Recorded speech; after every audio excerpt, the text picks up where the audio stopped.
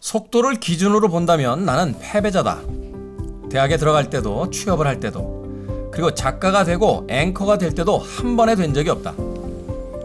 공부를 해도 운동을 해도 사람들과 교류를 해도 무언가를 이루는 데 있어 한 번은커녕 두 번에 된 것도 잘 없다. 뭘 하든 몇 번씩 넘어지고 난 뒤에야 목적지에 도달할 수 있었기에 남들보다 늦게 도착하는 경우가 많았다.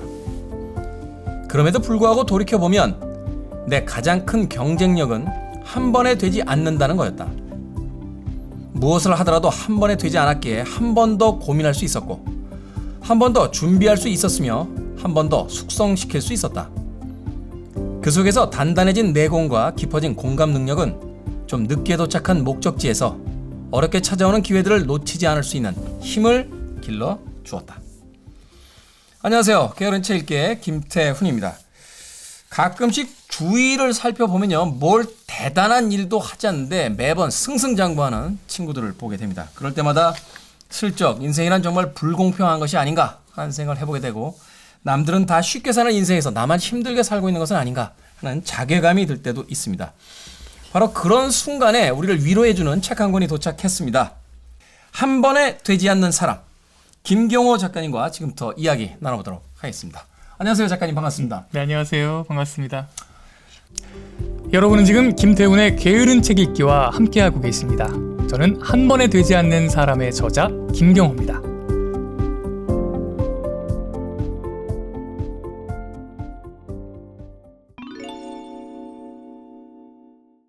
MBC 뉴스데스크의 주말 앵커로 네. 활약을 하고 계십니다. 그래서 저희는 사실 방송에서 보는 이미지만 봤을 때 그렇잖아요. MBC의 주말 앵커다, 뉴스데스크의 주말 앵커다라고 하면 왠지 대학 다닐 때 그 이전부터 공부 잘했을 것 같고 매 순간 누군가에게 선택받아줘서 좋은 길을 아주 평탄하게 달려왔을 것 같다 하는 생각을 했었는데, 한 번에 되지 않는 사람이라는 이 책을 통해서 내 인생은 한 번에 된 게 없다라는 약간의 투덜거림을 우리에게 이제 늘어놓고 계십니다. 이 책에 대한 이야기, 또 제목에 대한 이야기를 조금 간략하게 설명을 해주신다면요.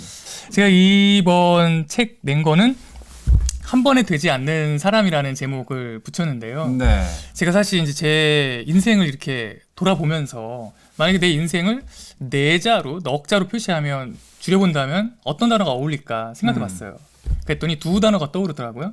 하나는 전전긍긍. 전전긍긍. 예. 그리고 하나는 아등바등. 아등바등. 예. 제가 생각해보면 뜻이 이제 약간 비슷한 뜻인데. 비슷하죠. 예. 아등바등은 좀 우리말이고 전전긍긍은 한자 사자성어고. 근데 정말 저는 이렇게 하면서 항상 이렇게 지금까지 살아오면서 뭐가 한 번에 된 기억이 없어요. 그러다 보니까 항상 뭘 할 때마다 아등바등 되면서 해야 겨우 뭐가 되고, 네. 항상 전전긍긍 하면서 해야 겨우겨우 이제 되는 그렇게 살아왔거든요. 근데 우리 김태훈 작가님 같은 경우엔 한 번에 되는 사람 아닙니까? 저를 완전히 잘못 이해하셨는데요. 저는 여러 번 해도 안 된 사람이에요. 저는 한 번에 되셨으면서 그런 척 하시는 거 아니에요? 저는 네. 제 인생을 얼마 전에 그 모 신문사 인터뷰할 때 좀 정리해달라고 해서 저도 4글자로 정리한 적 있습니다. 연문 인생이다. 연문. 앞문은 한 번도 열린 적이 없다. 매번 앞문을, 내가 가고 싶었던 문을 그렇게 두들겨대도 열린 적이 없는데, 야 이제는 정말 그만해야겠다라고 하면 슬쩍 옆쪽 문이 열려서 옆으로 바다에 사는 그 개처럼 옆으로 여기까지 온 사람이다. 중요한 건 마지막에 열렸다는 거네요. 연문이 어쨌든 열렸다는 거네요. 그러니까 이제 저는 101호를 눌렀는데 201호나 103호쯤에서 열리는 거죠. 아, 그렇군요. 언제나 이렇게 제가 살아오면서 생활을 살아오면서라고 얘기하면 또 저보다 나이 많으신 분들도 있을 수 있어서 따지면 아무 일 못합니다. 근데 저도 이제 지금 이제 40대 중반을 넘어서는 나이다 보니까 네. 이런저런 것들을 이제 많이 겪게 되잖아요. 근데 보면 인생은 항상 패자 부활의 기회가 있더라고요. 예, 항상 이게 패자로 끝나지는 않더라고요.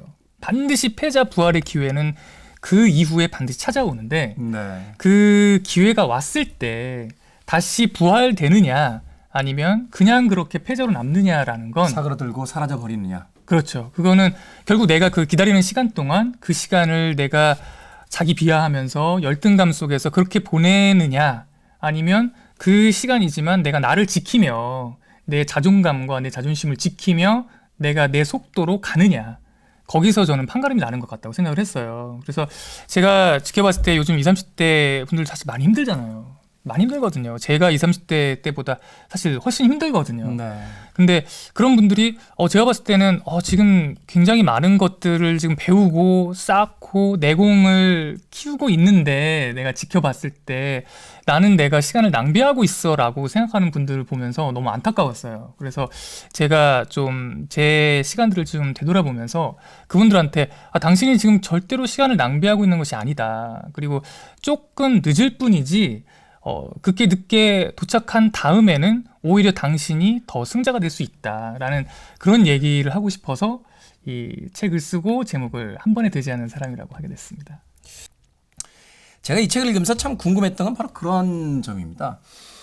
결과에 와서 지나간 걸 쳐다보고 있으면 그 상처도 눈 녹듯이 사라지면서 어떤 아름다운 한편의 성공 스토리 같은 이야기처럼 보여지겠습니다만, 그 과정 속에서 견디는 것, 그건 정말로 다른 문제거든요. 그렇죠. 지금 작가님 같은 경우도 다른 사람이 봤을 땐 이제 그 자리에 온 사람으로서 보기 때문에 그렇게 쉬워 보이지만, 그 과정 속에 있을 때는 정말로 힘들단 말이에요. 네. 그건 뭐냐면 아무것도 나를 보장해주지 않고 세상이 나에 대해서 어떤 평가를 결국은 내려줄지에 대한 믿음이 흔들리기 때문에 그 시간을 버텨내는 게 바로 가장 큰 어떤 기술이자 어떤 태도라고 저는 생각이 되는데, 네. 아무것도 약속받지 못했던, 그리고 무엇도 보장받지 못하는 그 시간을 어떤 힘을 가지고 버텨낼 수 있었는지, 그게 저는 가장 궁금한 이야기인 것 같아요. 네, 저는 저 책에서 이제 여는 말의 제목을 저는 이제 내가 나를 기다려준다는 것이라고 적었거든요. 네. 저는 사실 그런 힘든 시간을 버틸 때, 기다린 시간을 지나갈 때 가장 중요한 건 내가 나를 좀 기다려줄 필요가 있다고 저는 생각을 해요. 사실은 이제 우리가 생각할 때 나를 주위에서 자꾸 쪼고 나를 자꾸 재촉하고 이런다고 생각을 하지만, 사실은 나를 가장 재촉하는 사람은 나거든요. 나죠. 네. 세상과 나를 비교하면서. 그렇죠. 근데 사실은 어쩌면 나는 내가 좀 기다려주면 나는 좀 시간이 필요한 사람일 수 있어요. 그러니까 저도 보면 이제 제가 회사를 들어올 때도 사실 이제 들어올 때 보면 저희 동기들 중에 상당수는 진짜 그냥 시험 봐서 한 번에 합격해서 이런 사람이 절반 이상 이랬었어요. 근데 네. 저는 이제 시험 올 때도 저희 회사 들어올 때도 이제 7번 떨어지고 8번째 합격을 했거든요. 저도 그 에피소드 들으면서 7.8기다라는 이야기 하시던데. 그 사자성어를 써먹으라고 또 7번 떨어지고 8번째 됐는지 딱 7번 떨어지고 8번 합격을 했는데, 그것뿐만 아니라 이제 그런 시간들이 저도 너무 많았어요. 근데 그 시간을 제가 만약에 제가 저를 기다려주지 않았다면 아마 그 마지막은 없었을 것 같아요. 그래서 좀 나를 믿고 내가 좀 나를 좀 용서해주고 좀 나를 좀 기다려주는 게, 다독여주고. 네네, 저는 몰아붙이지 않고. 그렇죠. 내가 나를 너무 재촉하지 않는 게 저는 그 시간에서 가장 중요한 게 아닐까, 그렇게 생각을 합니다. 세상 사람들의 어떤 조바심이 아니라 세상 사람들과 비교하면서 네. 내가 겪게 되는 그 조바심, 네, 그것으로부터 좀 나를 좀 너그럽게 받아주고 기다려주는 여유. 네, 물론 열심히 노력을 하면서 네. 자신을 몰아붙이지 않는 바로 그것이 오랜 시간을 버틸 수 있는 가장 큰 힘이다. 네. 제가 이 책에서 가장 인상적이었던 건 이런 거였어요. 넉넉하지 않아서 더 행복한 것들이라는 네, 챕터가 네. 있습니다. 거기에 보면 예전에 그 친척집에 놀러 갔을 때 네네. 그 발코니에 있는 주황색 빛깔의 그 미란다. 미린다. 미린다. 예, 미린다죠, 미린다. 예. 주황색 빛깔의 그 미린다 음료수. 네. 나이 드신 분들은 아마 아실 거예요. 그거 한 병이 너무 먹고 싶었는데 예. 따뜻한 물로 목욕을 하고 나온 뒤라 차마 그 음료수까지 먹을 수 있냐고 물어볼 그 염치는 없었다. 예. 그래서 언제나 쳐다만 보고 그 입맛을 다졌던 기억이 있는데, 그 이후에 물론 최근에는 탄산음료를 많이 먹진 않지만 그래도 마음껏 비슷한 색깔의 환타를 먹을 수 있는 내 자신에게 행복감을 느끼고 따뜻한 물에서 샤워를 할 수 있게 된 지금이 굉장히 행복하다 네네. 하는 이야기를 아주 그 담담한 문체를 가지고 써 나가신 부분, 저는 이 부분이 왜 가장 인상적이었냐면요, 이런 경험과 이런 깨달음은 사실 성공한 사람들에게 있어서는 그렇게 특별한 것이 아니 그냥 일반적인 이야기일 수 있어요. 네. 그런데 그것을 굉장히 구체적으로 거론하고 있다는 겁니다.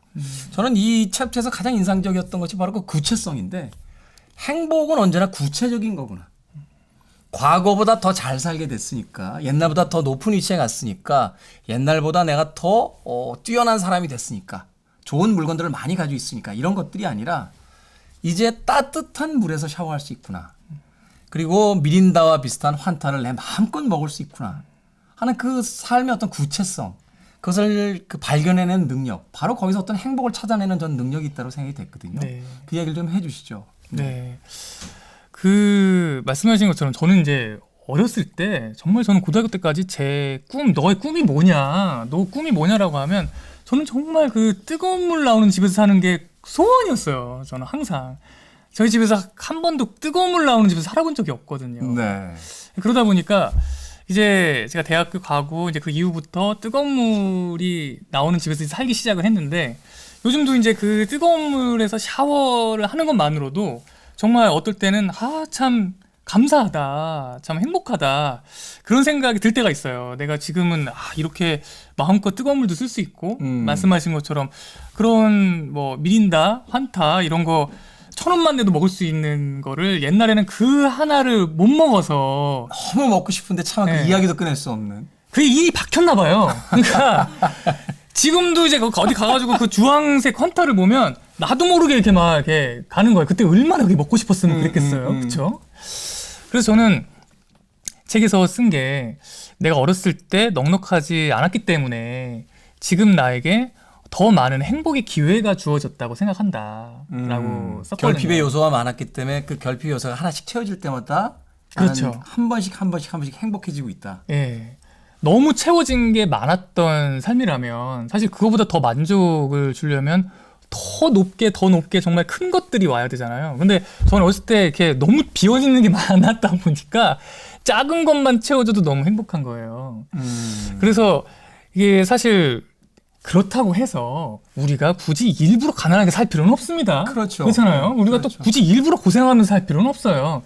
근데 우리가 지금 현재 주어진 것, 내가 갖고 있는 것이 많지 않은 것들이 이 시간이 지나고 나면 어쩌면 그 작은 것들 하나가 나에게 더 행복이 될 수도 있고 그런 것들 때문에 어쩌면 내가 더 많은 행복의 기회를 갖고 있구나 라는 생각을 하면서 그게 참 감사한 것 같아요. 그래서 제가 이 한 번에 되지 않는 사람이라는 제목도 지었지만 하도 뭘 해도 한 번에 되지 않다 보니까 나중에 이제 뭐 되고 났을 때 그만큼 더 행복을 느끼게 되더라고요.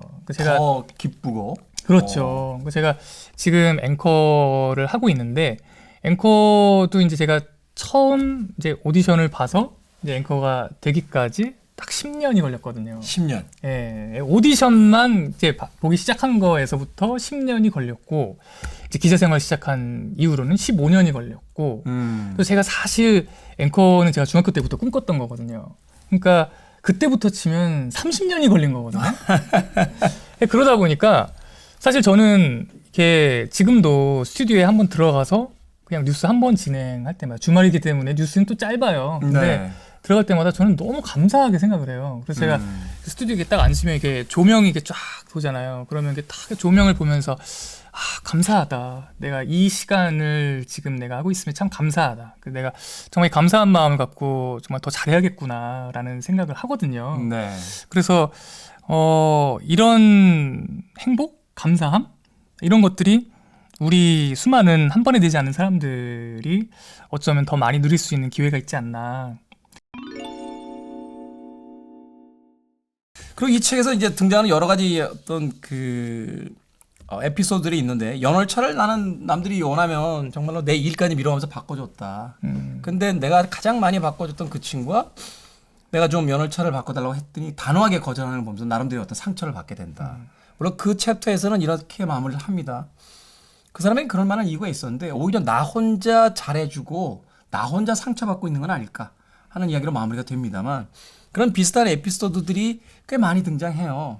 회사에서도 어떤 직장 상사가 불러서 이걸 좀 네가 해야겠어 라고 했을 때 왜 접니까? 라고 했더니 너는 거절 안 하잖아 라는 이야기를 듣고 나서 비로소 거절하게 됐다. 네. 그러면서 자신만의 어떤 원칙들을 만들기 시작했다라는 이야기를 해요. 제가 묻고 싶은 건 상처받고 남들에게 잘해주고 나서 상심하게 되고 그런 과정들을 극복하는 어떤 본인만의 노하우라든지 또는 자기 안에 어떤 주문 같은 것들이 있었을 것 같아요. 그것이 있어야지만 사실은 그 트라우마를 견뎌내면서 다음 단계로 갈 수 있는 건데 사실 그 이야기를 좀 들어봤으면 좋겠다는 생각이 그 여러 에피소드를 통해서 네. 좀 생각이 떠올랐거든요. 그렇죠. 아마 저뿐만 아니라 사실 뭐 직장뿐만 아니라 어디 사회생활을 하거나 사람한테 상처받는 경우가 많잖아요. 대부분이죠. 예, 네, 거의. 대부분의 상처는 사실 사람한테 사람한테 받는 오죠. 상처잖아요.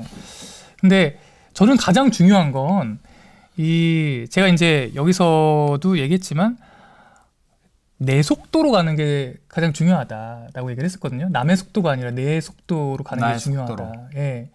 그래서 거기서 가장 중요한 건 나에 대한 긍정이라고 생각을 해요.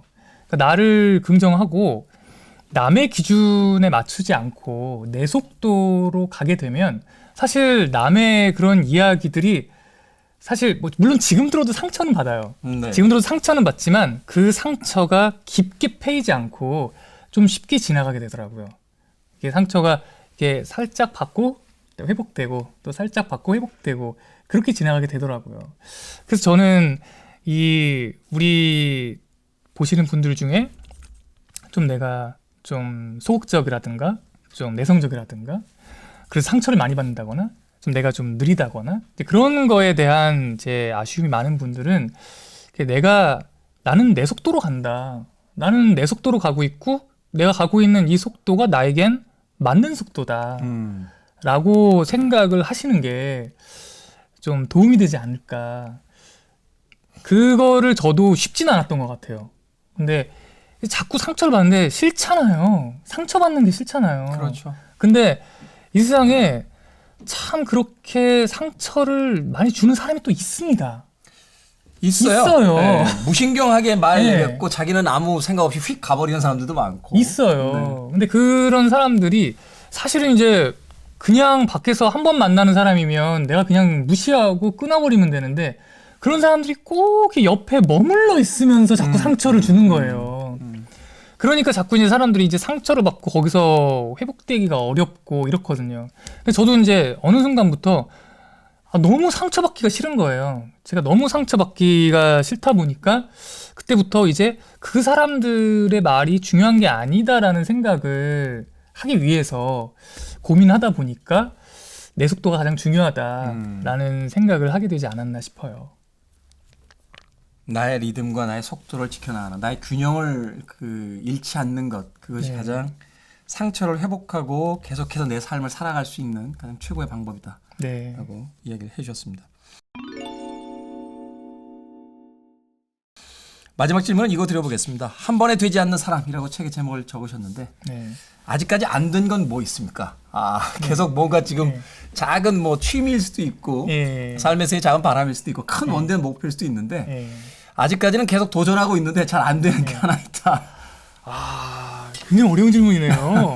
사실 제가 이제 뭐 이것저것 하고 싶은 것도 많고, 근데 좀 솔직히 안 되고 있는 거 하나를 말씀드린다면 조심스러운 얘기일 수 있는데, 제가 지금 이제 뉴스 앵커를 하고 있잖아요. 이제 뉴스 앵커를 하고 있는데, 앵커의 이제 본령은 이제 기자들과 시청자를 연결해주는 사람이잖아요. 네. 근데 우리 이제 기자들이 MBC 기자들이 그런 좀 사람에 대한 애정을 갖고 진심을 다해서 취재하는 것들을 내가 얼만큼 사람들한테 잘 마음에 전달을 해줄 수 있었는지 반성되는 부분도 많고 네. 그래서 저는 사실 이 책의 마지막 장의 마지막 문단의 시작이 전 그렇게 시작을 해요. 내가 과연 이 책이 나올 때 앵커를 하고 있을지 모르겠다 라고 했는데 나올 때까지 아직은 하고 있어요.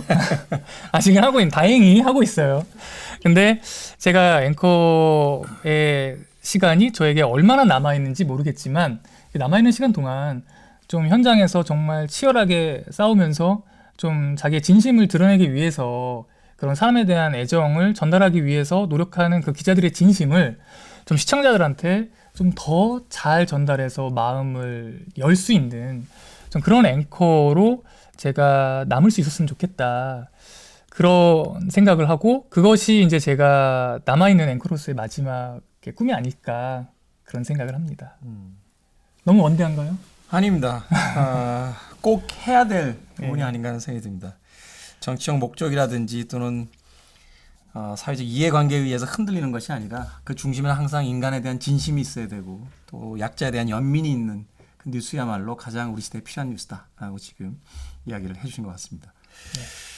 뉴스 최근에는 인터넷으로 참 많이 소화됩니다. 그리고 부분 필요한 부분들만 링크가 걸려 있는 걸 서로 공유하면서 볼 때도 있습니다. 그럼에도 불구하고 우리가 지상파 방송에서의 뉴스를 계속해서 찾고 있는 것은 단지 정보를 전달받는 것이 아니라 우리를 대신해서 그 이야기를 가지고 세상에 누군가 소리를 내주기 위한 것이 아닐까 하는 생각을 해보면서 그 역할을 앞으로도 계속 남아있는 시간이 얼마나 될지 모르겠습니다만 우리 곁에 진심을 담은 앵커로서 또 좋은 작가로서 앞으로 더 좋은 책들도 많이 내주시길 진심으로 바라봅니다.